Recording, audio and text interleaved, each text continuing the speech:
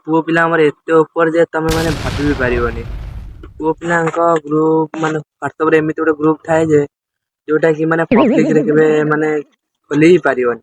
ଆମର ବି ସେଇଭଳିଆ ଗୋଟେ ଗ୍ରୁପ ଖୋଲିଛନ୍ତି, ତାର ନାଁ ହଉଛି ସଂସ୍କାରୀ ବାଳକ।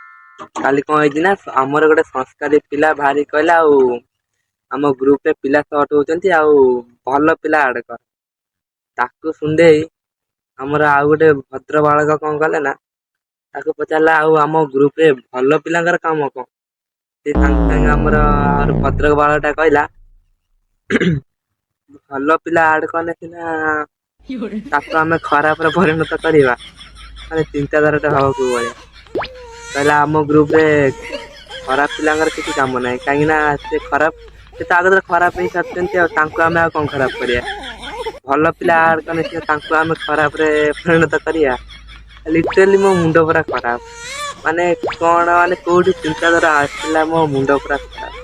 ଏମିତିଆ ଚିନ୍ତାଧାରା ପୁଅ ପିଲା ମାନଙ୍କର ଭାଇ କୁହନା କୁହ।